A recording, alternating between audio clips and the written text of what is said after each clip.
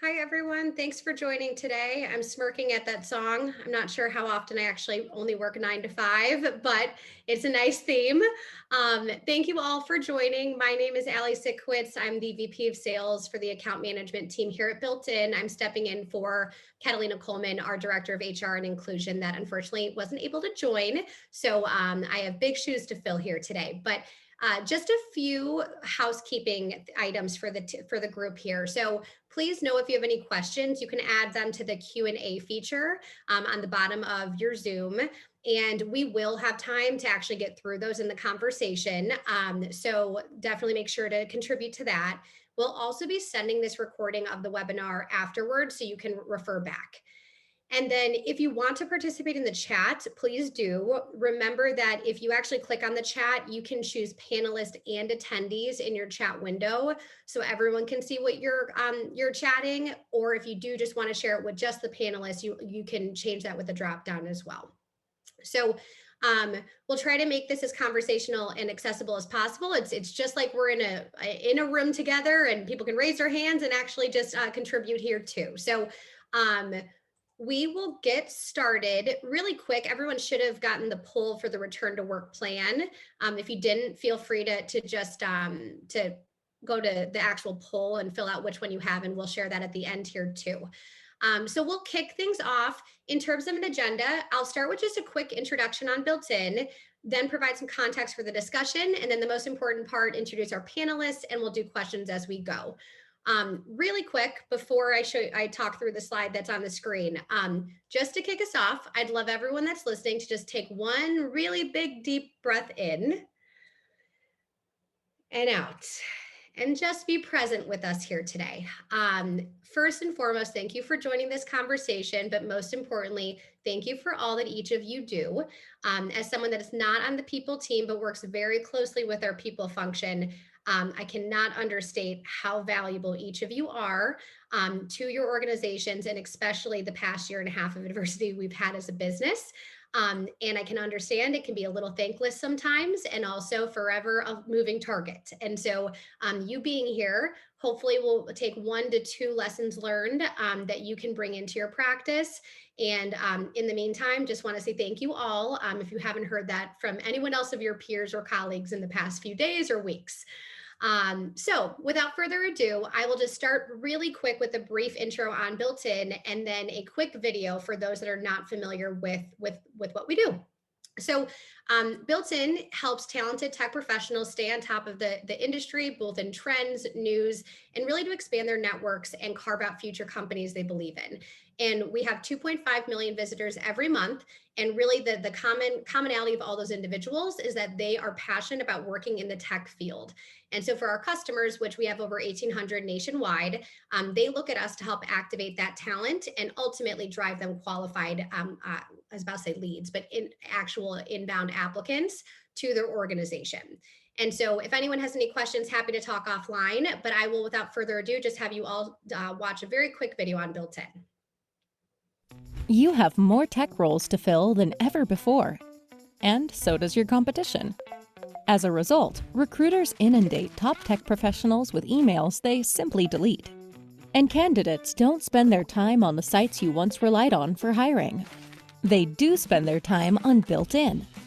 They embrace our platform with a die-hard loyalty because we give them what they need for their careers. Content that helps them grow, learn about the industry, and discover innovative companies.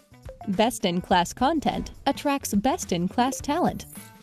The millions of tech professionals who visit our site monthly are seasoned, skilled, and diverse. 11% are Latinx, 21% are respectively Black and Asian, and 10% are multiracial. 50% of our users identify as women, 4% as trans, and 15% as LGBTQ+. And they keep coming back. 74% of our users engage with Built In weekly. Our content about your culture amplifies your employer brand, whether you want to be known as a local, national, or remote employer, or as a leader in DEI. In-demand tech professionals don't want just any job. They want to be part of something great. We'll help you show them why joining your company is joining in on greatness. Built In, the only platform you need to hire the people who can propel your technical vision into the future. Learn more at employers.builtin.com.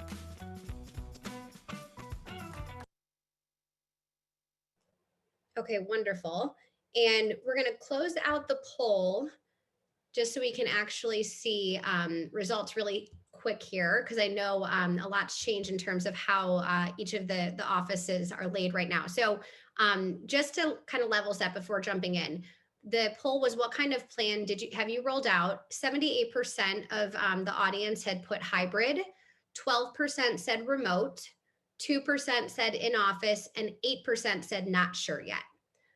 So just to give everyone a little bit of a level set of the group. So thank you all for contributing there. So let me just tee this up, and you'll hear me talk for at tops the next 3 minutes, and then you'll get to hear from the panelists. But just to tee up the conversation on navigating a hybrid workforce, I know no one in this group has had a step-by-step instruction booklet of how to navigate this. I'm sure many of you have made mistakes along the way, and also some really good successes from it.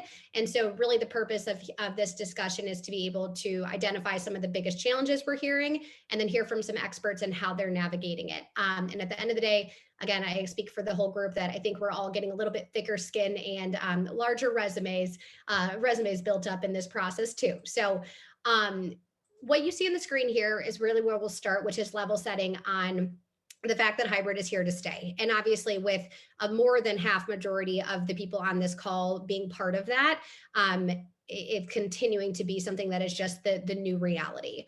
So a couple things I just want to call out in terms of from our people leaders, what we're hearing are the threats to think about is with this hybrid workforce. A big thing people have been discussing is attrition within their existing team.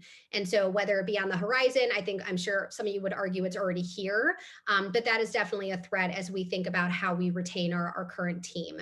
The second is the need to hire tech talent aggressively. I think we can all say that it's not also just tech. Every single skill set from HR to sales to marketing is high in demand right now. And the need to hire fast and aggressively has never been more of a threat for how you're scaling.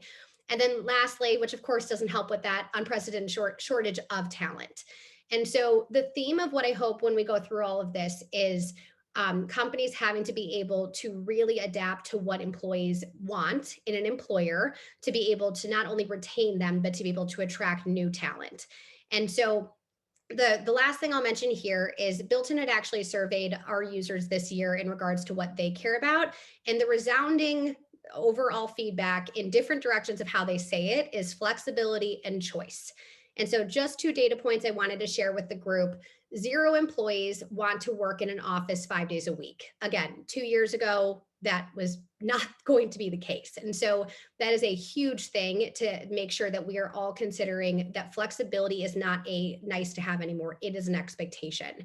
And then second, 53% want to work regularly from home, but have an office space available for meetings and gatherings. And when we discuss with the panelists how they're navigating that, we'll discuss how they actually are serving their employees, and of course how that balances with what the leadership team decides. But is an important fact that is over half of the population of tech workers that are feeling that way. So without further ado, I'm going to introduce the panelists, but really just to set the tone of what we're going to talk about. Today, our panelists will discuss these questions and more. So how can we be hybrid without eroding innovation and culture? How must we change onboarding, retention, compensation, performance measurements, more dots, and more? And can we ensure employees have equitable experiences, whether they're remote or in office? And again, we have a bunch of questions, and I will make sure that we interweave any questions that come into the chat. Again, you're not going to leave with a manual, but hopefully you leave with 1 or 2 things. Thanks to Debbie and Kelsey for being a part of this in terms of their answers here. So without further ado, I will introduce the panelists, and then we will jump right into the questions. So we have Debbie Gunning here from Human Interests, who is from the VP of People at Human Interests. Thank you, Debbie, for joining. So she'll unmute in a second, and we'll jump into questions. And then we have Kelsey Rohrman from Upwork, who's the Director of Organizational Effectiveness. So for those of you that are not familiar with either Upwork or Human Interest. I think not only are their roles really imperative to this topic, but also the businesses they work for are very, very close in terms of the people sector. So I'm really, really excited to have them both here and talk through these topics. Okay, without further ado, I will start with the first question, and this will be a question for both Debbie and Kelsey. So, Debbie, why don't we start with you? First question is, what kind of plan did you roll out, hybrid, remote, or conversely, are you still waiting to roll out a plan, and if so, why? Yeah, that's a great question. So, you know, when the pandemic kind of first was emerging, we decided to kind of wait and see what others were doing in the market, and ultimately decided to go, fully remote at that time. That was back in March of 2020. In fact, I remember it because March 1st, we moved into a brand new office in San Francisco, high growth startup. It was kind of our first adult office that we got, built it out and everything. And 2 weeks later, we were like, all right, we're all going completely remote. So it was a big undertaking to do that, having been just focused on San Francisco employees. We didn't have much of a distributed workforce at that time. And so we went completely remote at that time, and we've stayed remote throughout. We've actually committed to our employees that through the rest of this year, we're going to all stay remote. Early in 2022, we'll see what data we know at that time and what information we have. We really feel along the way that we haven't had enough information to make a plan and transition fully into that plan. And that's why we kind of held back on going back in office. We saw other tech companies kind of dabbling in it in the San Francisco area, coming out with dates when they would be back. And we held back and just said, the remote working's working. We have 2/3 of our workforce now. We have 450 employees. 2/3 have been hired during COVID outside of San Francisco. So we have people across the country. We've adapted to this work style. And so right now we're just kind of in a holding pattern, continue to work remotely. January 2022, we will reevaluate kind of what's going on at that point, what we know, and then come up with a plan. And my best guess is that it's going to be hybrid. We have a hybrid, workforce anyway, with most of the company remote. So I would think when it comes to going back in office, will be quite a hybrid model. Thanks, Debbie. Awesome. Yeah, definitely resonate with a lot of stuff that Debbie mentioned. But I think, our rollout plan has consistently just been centered around putting the health and safety of our team members first, while also understanding that there isn't always like a one size fits all approach to the needs of our different populations. So, our plan is, if our plan is going to succeed, it also has to be like sustainable and evolving, meaning that we have and will continue to heavily rely on feedback from our teams about what's working and what's not working to make improvements. And we are a globally distributed team with most of our folks not living anywhere near an office location. But for teams or individuals where there's been a strong desire to utilize our Upwork office space or even external co-working space, our COVID task force has worked to safely make those resources available when possible based on local safety guidelines. We've also enforced really clear policies and procedures company-wide so that folks know that during times when it is safe to gather in person at the office or otherwise, what exactly is required of them, so we can hold them accountable to protecting themselves, but also the people around them. And before COVID, we always had some folks in the office and others remote. And then company-wide, we work from home on Wednesdays. So hybrid is definitely a part of our DNA, and will continue to be post-COVID, whatever that means anymore, whenever that will be, right? But definitely kind of with a heightened emphasis, I would say, on flexibility and accountability. I think we're trying to be conscious of not overcommitting ourselves to a strictly defined approach, and instead allowing ourselves to use this time to really be innovative and iterative by trying out different options for our teams to come together in person. And when they do, what's the best use of that time? So it sounds like both of you have been overly communicative in terms of what expectations are to a certain level of what you can, right? While also having level of flexibility. So I think my question, and Kelsey, while you're unmuted, what would you say was the most important factor in making the decisions you've made so far? Yeah, so I think for our company, I don't want to sound pessimistic, but we do believe that due to the pandemic, things will continue to fluctuate significantly for the foreseeable future. So instead of their hurry up and wait mindset, our amazing workplace and HR teams are working to ensure that not only our office spaces, but also our best practices for working as a distributed team, and expected behaviors for each individual at our company are set up to support both our current and long-term needs. So providing guardrails and guidance that can grow with us and avoiding change fatigue are both really top of mind for us. It's not always easy, and there's been a lot of hard, thoughtful work that's gone into crafting our desired future state of working during these unpredictable times. And there's definitely more work to be done, but I'm proud to say that I know our company, wants the future to happen through us and not to us. And so our agility has really served us well during this time. And we've stayed both people focused and future focused through and through. And I'm confident that those two things will really be our key to success as the world continues to change, COVID or not. Great. Debbie, how about you? Yeah, I think Kelsey mentioned this before, and kind of hit the nail on the head. It's the safety of employees. When you take a look at how much information we kind of don't know, we don't know when there's going to be new spikes in COVID. A couple of months ago, before the variants started popping up, we thought, okay, getting optimistic, like we're kind of coming out of the woods here. We can start moving forward. Then all of a sudden it feels like multiple steps back. So with that kind of back and forth and with keeping safety top of mind, we've just really not, we've used that to inform our decisions of just waiting and see. Right. So we're in this mode of like, we just need to get more information. We have to feel confident in the information that we get, that it's going to stick. So it's not a lot of, like Kelsey mentioned, kind of the start, stop and change fatigue. And in that, just keeping people, as safe as possible and feeling as safe as possible has been top of mind and kind of informed a lot of our decisions. Great. Makes sense. So Debbie, this next question's for you. So changing the way we work obviously means changing the way we lead. And I think everyone can attest that some people have probably changed jobs the past year and a half because leaders did not adapt well to some of these changes. So what kind of skills, approaches, mindset shifts have you coached your leaders to develop during this time? Yeah, it's, for me, it's been all around working with people to take a deep dive into understanding people's work styles. In the past, when you're not working hybrid, you're not working remote, you're in an office, you get an understanding of people's work styles just kind of by being around them. You can observe, you can watch how people interact with other people, watch how they communicate. With that kind of stripped away, you need to roll up your sleeves and really understand, how does each person work? What's their need for higher frequency contact or not, right? You have to know whether people work better in solitude or collaborating with team members.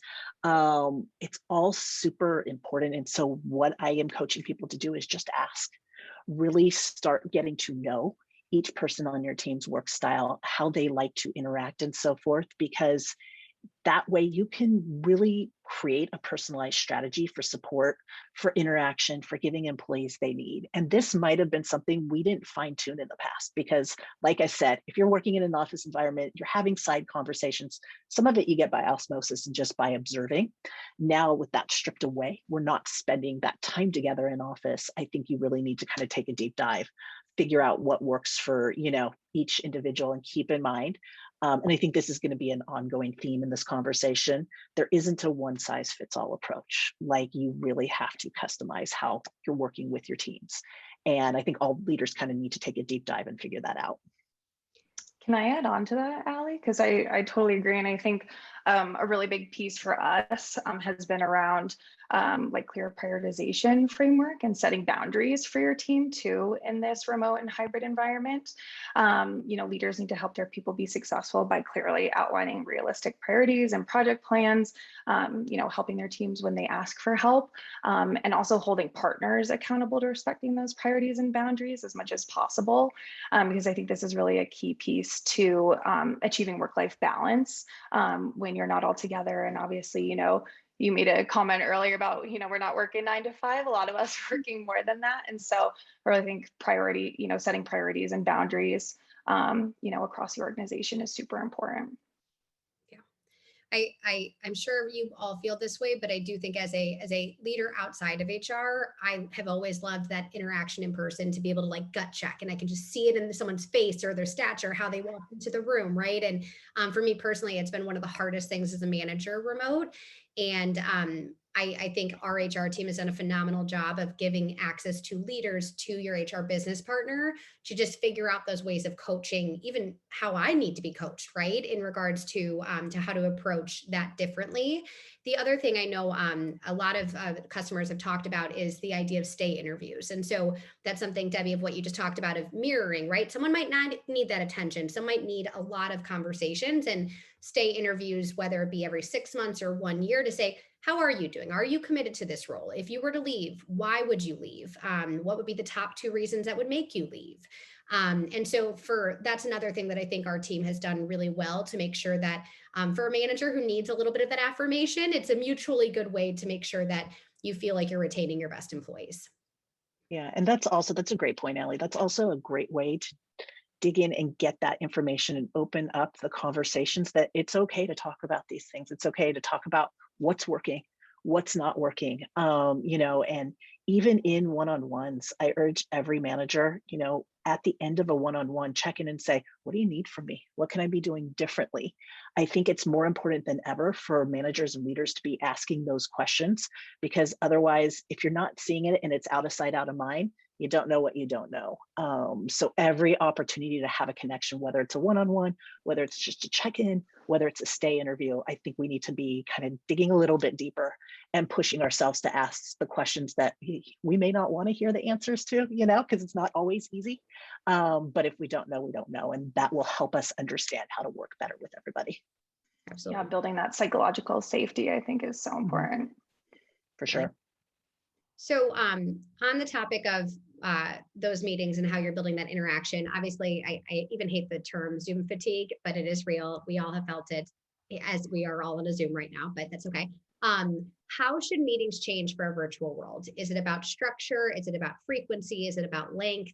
And how can our meetings stay aligned without, feeling overwhelmed, but also, undercutting what the importance of those discussions?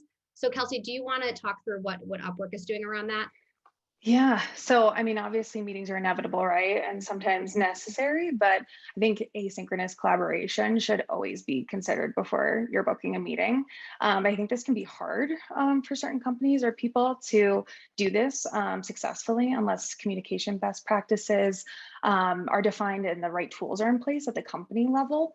Otherwise, you see inconsistencies and confusion throughout the organization, leading to more unnecessary meetings, or even worse, no collaboration at all. So at Upwork, we literally have a chart for team members on when they should typically do async versus sync collaboration, which that was the easy part, creating that. The hard part is actually after creating those guidelines, is really the change management required to shift people away from the ingrained habits many of us default to. But it's definitely possible. I've been leveraging our executive admin team that supports Directors Plus at our company to make sure that they're doing these best practices for our leaders so that the leaders can really start to see the value in it and ingrain it into their day-to-day. And then we typically see a lot of people follow suit. We also have guidelines for hosting effective meetings at our company, which starts with reminding all of our team members to be prepared. And before booking a meeting, thinking through things like what is the purpose and desired outcomes of this time together? How should you structure and allocate time during the meeting to accomplish those things? And I think the biggest thing many people struggle with is actually who needs to be included in those meetings. I think nothing lowers team morale more than leaving a meeting feeling like it was either a complete waste of time or that you didn't provide any value to it. And I feel like, especially in a remote environment, people want to feel like they are making an impact. So protecting your own time and respecting your colleagues' time is so important. So everyone can really focus on doing the work versus just talking about the work.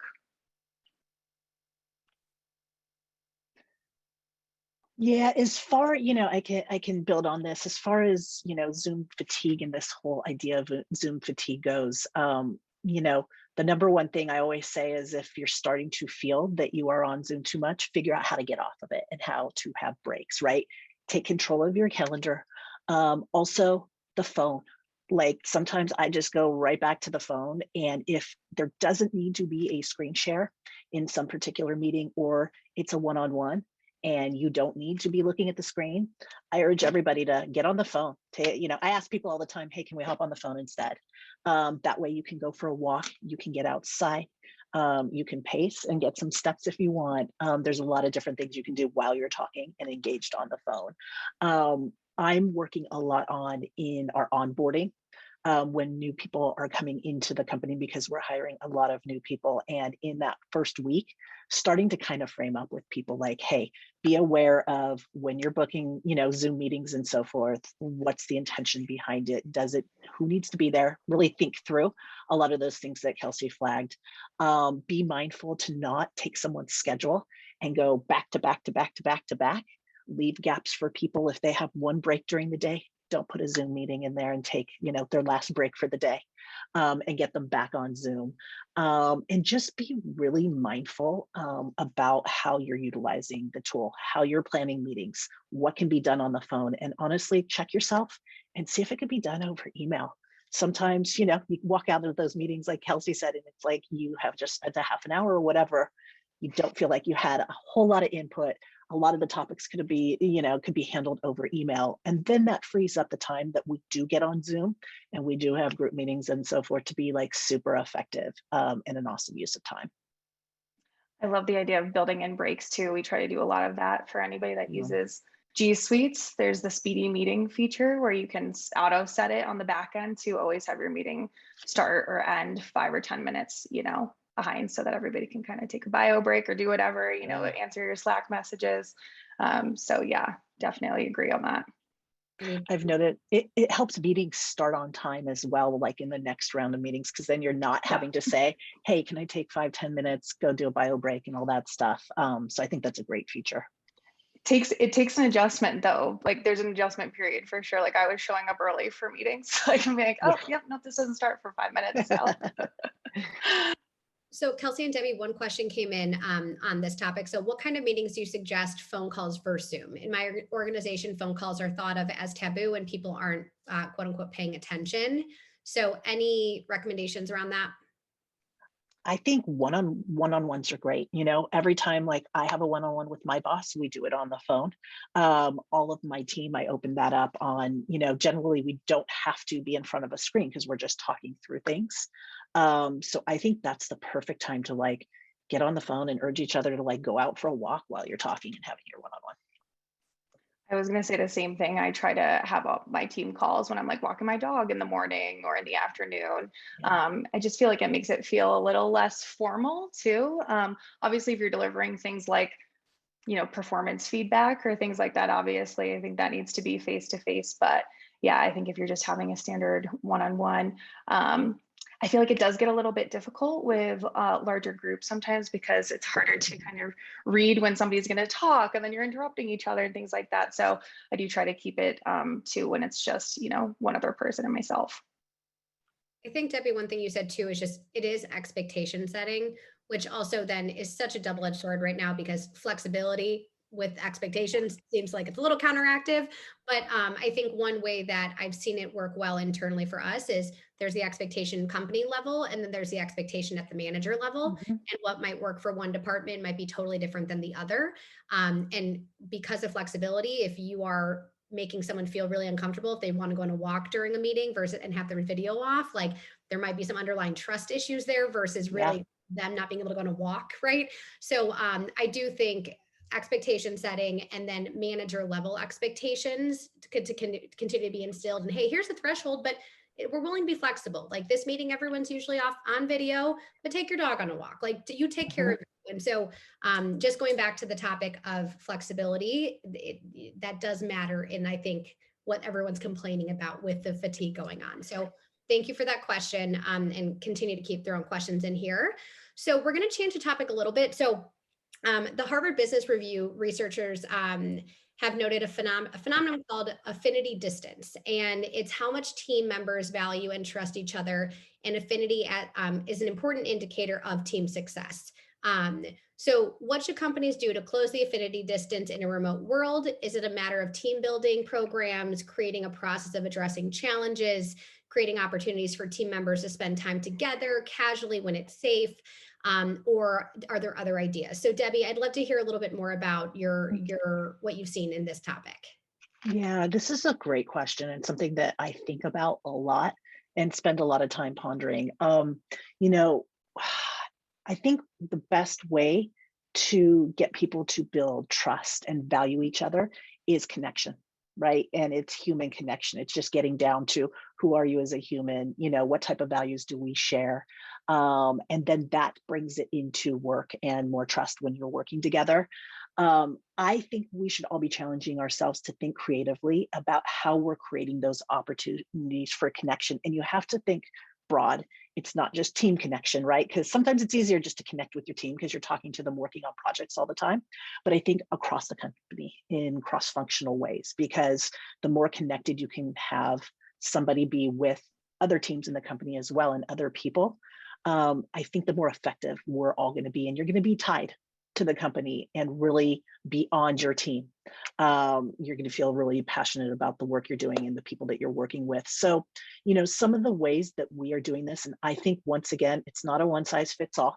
It's going to depend on each person on what they want to be involved in, how much they want to connect. Do they ever want to connect in person or not? So you actually have to go at it and create these connection points in different ways for all types of people, right? Some of the things we've done is we had our people and culture team get ERGs launched during COVID, and we were already on a path to do that. But as a startup, we probably expedited it a little bit faster than we would have, because we found this to be a way that different people from across the company can come together and connect. And they can work together, they can, plan things, they can work on education. And so we've seen a lot of really great events come out of that. And also just groups of people that wouldn't have ended up working on anything together because they are, passionate about what they're working on in the ERGs. We have an amazing people and culture team, and they also set up like 15-minute activities, like during the week, company wide. In fact, we had 75 people attend something that was called Stop Everything and Laugh last week. It was literally 15 minutes on Zoom, 75 people hopped on and did Mad Libs together for 15 minutes and just laughed and had a good time. So another connection point. I think they actually had the ability to, not be on camera as well. So you could just listen and talk and have a good time. One other thing that we are going to launch, and this uptick in COVID again has kind of stalled our plans for this, so we're going to do it all virtually at first. But because we have such a group of remote workers forever in this company now, 2/3 of our staff is now across the company, we've really started thinking about where are people located. And we can look on a map and see exactly how concentrated our employee base is in certain cities. Denver is one of them. Phoenix area is one of them. We have a group of people in upstate New York. And so we're going to launch a program that's actually called High Hubs, Human Interest Hubs. And we are going to build hubs of remote workers and connect them together, regardless of what team you're on. We're going to basically, they're location-based pods across the country with the goal of one day we can get people together in person. They'll be employee led. We're going to basically give them a playbook and some budget on how to lead these things. And it could be anything from a half a day working in like a WeWork together in your community so that you actually get that in-person connection and interaction going. It might just be purely for fun and getting together for dinner. But we're going to connect all of our remote workers in these communities and then have a virtual one for everybody else. Once again, just to kind of get that human connection going again and give people the opportunity, if they want it, and if it's something that's going to inspire them and give them energy to do that. And so all in all, I think it's a multifaceted approach. I think we have to think of how we can provide a lot of different connection points for people so they can opt in on what they want when they want it.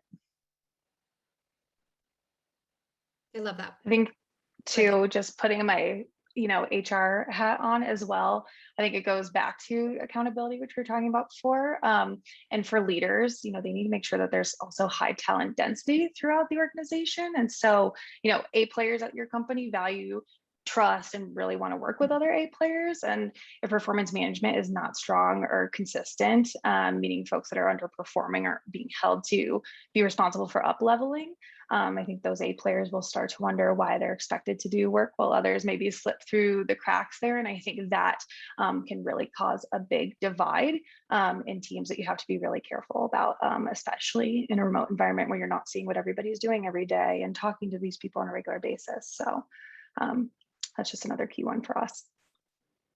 Perfect. The only other thing I was just thinking about when I think of our people team, any type of employee engagement tools to just really be able to flag, it just when you have certain, whether it be toxic or just really avid concerns coming from a certain employee, like that can unravel very fast in a remote world.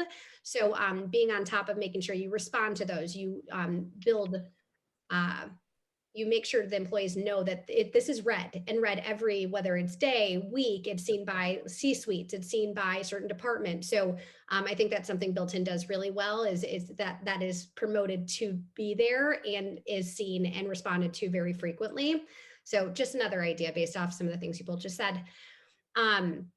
So to the next point, so 84% of companies say that they will ask or have asked their employees' preferences for return to work. And I know both Debbie and Kelsey, you both talked about like the biggest factors to what led to your decision. 21% of companies say they don't plan on using that info to drive their plan. So of course you want to hear it, but there's also so many other factors. So Kelsey, if you had a crystal ball, what sort of outcome can do you think those companies can expect? I do have a crystal ball, actually. No, I'm just kidding. But I was going to say, if you have one, can you give it to me what as if well? I just Because whip one out over here? That would be epic. That'd be amazing. Next time. I think that they can expect, unfortunately, low employee engagement and money wasted on underutilized or unhelpful resources. Why ask for feedback if you don't plan to take it into account? Obviously not every piece of feedback can be acted on, but to ask individuals at your company to open up about something as personal as their comfort level or reasons for wanting to or not return back to the office, and then completely discard even the common themes and pain points, just feels really tone deaf and like a waste of time for folks. So, obviously there's some roles that are required to be on site without a doubt, but that's not the majority anymore. So, with what people are calling the great resignation going on and just so many job opportunities, companies really need to be realistic about the consequences of ignoring employee feedback. I think it's okay to try different things and see what works and what doesn't. I think we were talking about it before. Nobody's perfect, and this is still new for a lot of us. But my advice to all companies that care about their people as well as their employer brand too, is that it's important to be diligent about reviewing and addressing clear trends that you're seeing, not only in employee feedback, but also other forms of your people data as well. So, a few key indicators could be things like increased, regrettable termination rates or unusually high percentage of leave of absences or documented performance concerns across the company. I think these could all be potential signs that your approach needs to be revisited.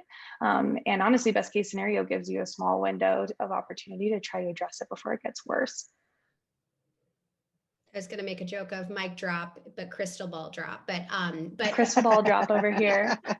But truly, I think at the end of the day, and for any of those that would find it valuable, I mean, it is, Kelsey, to your point, it's just a wasted resource and it's not the reality anymore. So one, if that stat is helpful, we'll be sharing this, obviously the webinar out afterwards, but two, like the whole idea of people having to stay at their employer to look like they are loyal and red flags and resume if you leave after 12 months, like that is not the case anymore. And so there's plenty of data to help make sure that any of those hiring managers or C-suite that are resistant to that, it is just not the same as it was even 3 years ago. So just want to echo that is helpful feedback. And one thing that we did to really hold ourselves accountable here as well is that we use Glint for our biannual engagement surveys. And one question we added in there was, do you feel like meaningful change is going to come from, this, like filling this out for us? And so we're really monitoring that closely to make sure that score continues to go up over time. I Debbie. have one thing to add if I can. When we're talking about, because this question kind of keeps on coming up, and this isn't the first time I've seen it about companies asking for feedback about return to work and preferences and so forth, and companies not utilizing any of that feedback at all. I think when we go out as leaders in the people space to ask for feedback, it's really important to frame it up in a way that lets people know and you expectation set and say, hey, we want your feedback. It's really important to us. We are going to utilize this feedback. We may not be able to do everything, right? It's okay to say that like we are going to take it in. We are going to try to do as much as possible that makes sense for the business. And thus, some things, may not be addressed, just so people know kind of going into it and don't have this idea of like, hey, if I give feedback, they're going to, if they asked for it, the company's going to go do every single thing. We know that's not always possible. And so also on the tail end of it, I think explaining the why certain choices were made and the trade-offs. And it's not just like we're out there waving a magic wand, just saying it's going to be this way. There's a lot of thought that goes on into these decisions. And I think sharing some of that and letting people know the thought process behind it maybe helps people being, feeling heard. And that their feedback was really valuable, that maybe it just didn't make sense from a business perspective or whatever it may be. Absolutely. We had one question on this topic. So we have new leaders, and the perception is that they do not trust unless someone is in the office. How do you suggest building in that trust? So I think it feeds into the past two questions, but it does go into this because the employees have a little bit of the upper hand of making sure that they are heard, right? And if you don't trust them, they have options. So Debbie or Kelsey, either of you have any thoughts on that, of how do you help leaders further trust individuals working from home indefinitely? I think like one of the biggest things is you can't expect people to read your mind, right? Even if you're managing a team and your team's worked for you for a long time, like you need to continue to communicate with them about what your expectations of them are, so that you can stay aligned. So that would be like my top tip, is just again, like be explicit about what you're expecting from folks so that you can then hold them accountable to those things. And I think, there has been this stigma of if I don't see somebody in their seat in the office sitting there working away, they're not doing their job. Like that is just something that's been ingrained in our culture, for a very long time. And I think we need to all challenge ourselves to say, why do we feel this way? Like, and really it's kind of an inside job for each person as a manager or a leader of like, why do I feel this way, that if I don't see someone, I believe that they're not doing their job? So I think it is, yes, you need to do certain things to build trust, set clear expectations, have people deliver on those. At the same time, I think we need to hold ourselves accountable for the fact that like, that's just been something we've been led to believe for years. And it's not, it's not the truth most of the time. In fact, I, with my own team, see us being equally, if not more productive working from home and working remotely. And so I have to challenge myself all the time to just remove that stigma, remove that thought. And until I am shown otherwise, give people the benefit of the doubt that they are going to be productive and do a really good job, especially if I set really clear expectations. Yeah, just one other thing I would add too on top of that is, one thing that we did, especially when we went fully remote at the start of COVID, was my team created a way more robust onboarding program for new hires. And so again, we really extended it from a 1-day experience to a full like 90-day high touch experience, which I think also helps set people up for success, have, clear identified touch points with their manager or their buddy and things like that I think help to build those relationships from the get-go, which I think, can be really difficult for new hires joining a company that's either hybrid or remote, if they don't have those resources in place to really get them going and get them integrated.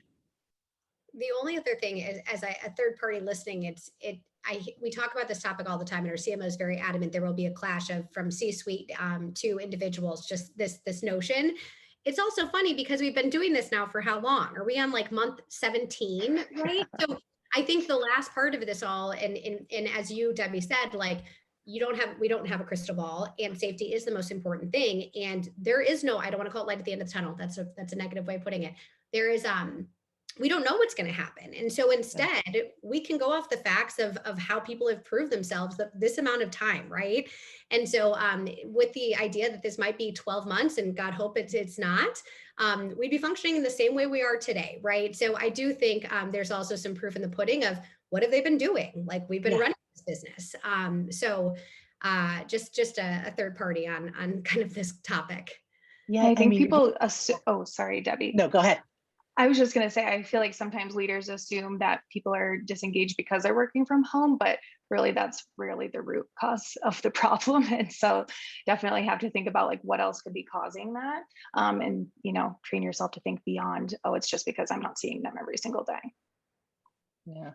And I really think like taking a look back, like the best way when someone's going down that path of like, oh, people are less productive. And it's like, okay, well, let's look at the last 17 months, right? And like, if I look back at what we've done at Human Interest, we have hired and onboarded hundreds of people. And so how can you poke holes in that and say that that hasn't been, and I actually think our onboarding programs have improved through this time because we were forced to do it all remotely. So it's much more high touch. It's much more intentional, much more thoughtful.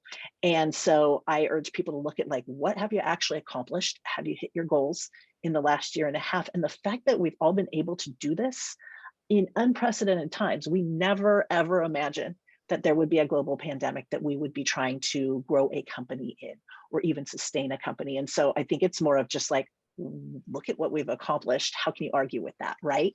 And let's take that and move forward and keep doing it. It's in the proof. I know, Kelsey, one thing you had prepared was any other like ways of measuring productivity. Anything else Yeah. you want to share on that topic while we're talking about it? Yeah, absolutely. So I think before I dive into logistics of how we measure productivity, I think I'll give you a little bit of background on our philosophy of how we think about productivity at Upwork that we've really been trying to focus on this year, which is the 80-20 rule, which I'm sure some of you are familiar with.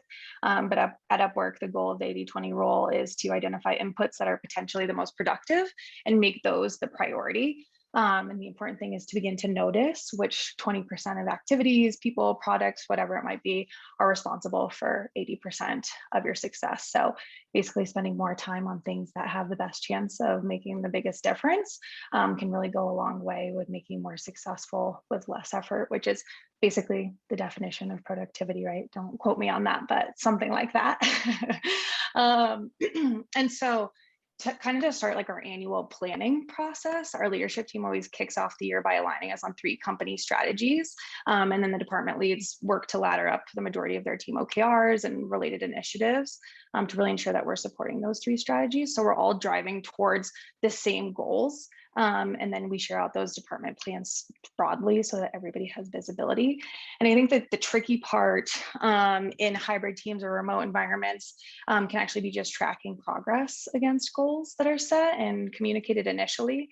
And a main reason can be, teams are working in different environments or tools without a single source of truth or view across the company, or even without a defined communication or review cadence that can keep everybody aligned. And so, then you also have to think about the dependencies, like what has to happen first for me to be able to accomplish my goal cross-functionally. Like it can get very complicated very quickly, and you need to really do it right. But I think with that said, we're in the process of implementing an OKR tracking tool across the company that will help solve for a lot of those issues and more. And the system really allows for everybody in the company to see who's working on what and how we're tracking against our goals in one single place, while still allowing teams to do work in the environments that work for them. So OKR drivers can link the progress updates to be pulled directly from the tool or data source that they're working in so that the status updates happen automatically every hour and track all the way back to, up to the progress of our company strategies. So I think tools like this not only are an easy way to measure productivity from the company level down to the individual level, but also helps teams feel aligned and empowered about the work that they're doing and shows them just how important their contributions really are. Awesome. That's great. Thank you, Kelsey. So we have just under 10 minutes and we have some really good questions in the Q&A. So I'm actually going to pop over to this. And Kelsey and Debbie, feel free to join in. And if anyone else has other ones, we'll try to get through as many. So first one, Prior to COVID, about 90% of our team worked in office, and we had a strong in-office culture and relationships. We've moved to a hybrid approach, especially now that 40% of our team no longer lives near the office. We're dealing with the turnover tsunami. There's so many terms for that. I Laugh, like but that one. laugh and cry both at the same time. But we've had a notable increase in attrition, specifically for our team members who started during our remote environment. So started and left since March of 2020. The question is anyone else seeing these trends in their attrition data, especially when the in-office environment was so strong? How are folks engaging and making people feel connected? So really quick, I will just answer from on the built-in side. Debbie, you hit on this. I think I don't speak for all of you, but March of 2020, I'm going to guess onboarding went a little bit to the wayside with everything else that we're doing. So I think two things, and I have heard this a lot. One is people leave if they don't like their manager. Like you don't leave good managers, you don't leave managers you love and respect. So I would first look at management. And the second thing I would do is what Debbie, you mentioned of your onboarding programs actually improved since you've been remote. So those are two things that I've built in has had this experience and I've heard it a lot with others, but I do think those are two things where we've invested in a lot since March of 2020 that have been helping to retain the people that have been essentially have the lowest cost to change, that they have no affinity to the business from a standpoint. So Debbie or Kelsey, either of you want to answer? Yeah. You want to go, Kelsey? Yeah, I was just going to say, I think, probably why that's happening in a lot of places for folks who started remotely is I think sometimes a lot of the reason that somebody's at a job is because of the relationships that they have there, that they've built there with folks, that obviously, can be strengthened sometimes when you get to meet in person, whether that's regularly or not. And so I'm sure that people are it's easier for people to leave when they don't feel like they have as much of that. And so to the other question, like, yes, it's incredibly important to create those connection points. And I feel like Debbie gave a lot of great examples earlier, but we also try to be really, really clear about like what culture means at Upwork. Like it is so much more than virtual happy hours or team dinners or anything like that. It's really about how we treat one another and show up every day and help each other. So we really try to define that so that leaders can instill that in their teams and support them and build that connection. One tool I wanted to mention that we've really doubled down on during COVID and built out across our org is to help people get off to a great start is 30, 60, 90s. In a virtual world, it's much easier to just get disconnected and not know what you're supposed to be doing, what you're supposed to be delivering in your first 90 days. And this forces 30-day check-ins. It forces the conversation of how's this person tracking? Do they have a clear understanding of their role, what they're supposed to be doing, so that you can really manage that right from the beginning instead of getting like 90 days in and starting to understand that this person feels disconnected, they don't know what to do and so forth. So simple tool, right? And something that has really helped us in getting people set up for success. We do something very similar with a tool called Donut through Slack, which just sends like automated reminders to make sure that the new hires and managers and buddies are all staying connected and having those touch points. So the overarching theme, and going off of that, a couple different comments around, the problem usually is the people that want the most social interaction are usually the ones that create the longer meetings. They want that water cooler time. Okay. That's just something they need. A couple other comments were around just the same thing of how do you create a culture without just forcing everyone to be on Zoom meetings. So any other best practices in how you're forming culture? Debbie, you want to go? Yeah, I mean, I think it's just that whole idea of it's not one size fits all, right? And so it's going at it with the approach of, let me figure out what our different groups of people need, right? So some people do need more of the online games together as a team, or, happy hours and virtual, great, provide that for those people. Understand that some people might opt out. And so set an expectation that everybody has to be there, and then build other things that would work for people that maybe don't need that much interaction, but still want to connect. And so like our ERGs were a great thing for that. Maybe virtual book clubs, those types of things that'll, you got to break it up and segment it. Once again, with that theme of no one size fits all when you're building your culture out. Yeah, and similarly to ERGs, we have what we call like Upwork belonging communities. And so I think, don't underestimate the importance of social identities and that the impact it has on people's ability to really show up authentically at work. And so creating those safe spaces for those groups to come together. Our Upwork belonging communities host tons of different events that are either related to their culture or, their background. And so it's really awesome to be able to learn from those groups as well as allowing them to really be a support system for one another. The only thing you both just made me think of too is just also putting some of this onus on the leaders within the departments. One of the pieces of feedback I've gotten from my team is our standing meeting now, we stop going into just agenda. And instead, the first thing we cover is a win from last week and something that they, a lesson from last week, and then anything in their roadblock to get them to what they need to do this week, right? And so just giving, if you have a chatty group that needs to interact out loud, like giving them that space. Differently, our creative team just did like it's almost like a hackathon, but specifically for creative minds, right? And so I do think I would also just recommend putting the onus back on the leaders of the departments because it's going to be independent. It's going to be dependent per team. I know we're really right up at time. So if either of you, Kelsey or Debbie, have a answer on this one really quick. Debbie, you talked about the idea of like getting people together close to locations. The question was, what are your thoughts on alternative workspaces being accessible as an employee benefit for those that are distributed workforce? Yeah, that's something we've definitely thought about as we are able to open up and get people into, offices again. I think part of this program, our high hubs, is going to be, get a workspace for a day for those people to come in and work together. Beyond that, we talk about, are we going to put different workspaces across the country for people to come in and interact? That's yet to be determined. But I think it's not a bad thing to get people working together, even if you're in different teams, just that energy of being able to have those conversations. Sometimes magical conversations happen when you're just talking about things, in the hallway. And that's where that in-person connection is really awesome. I would totally agree. And we've actually offered a co-working space benefit for a long time. It's just like a stipend that folks can use if that's something that's of interest to them. And so at first during COVID, we really called it like a candle in the window program for folks who needed to be out of their home for a safety reason or anything like that, just to make sure that we're still providing them the resources that they need and keeping them safe, but have since extended it obviously to the broader group. Again, when it's safe, making sure that they understand the guidelines. We basically have to approve the co-working spaces that they want to go to make sure that they're following safety guidelines because they are, we feel that our employees are still our responsibility.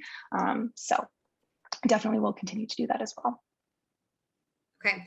Well, I will not be in my true fashion, always late. So thank you all. And Kelsey and Debbie, thank you so much for both of your opinions and advice here. I'm sure I speak on behalf of everyone that it's just an everyday grind and both of your perspectives were super helpful. So thank you for all that joined. And in regards to next steps, we will be sending this recording out. We'll also be asking for sending out a survey. So would love your feedback. And then we, as built in, facilitate these fairly often.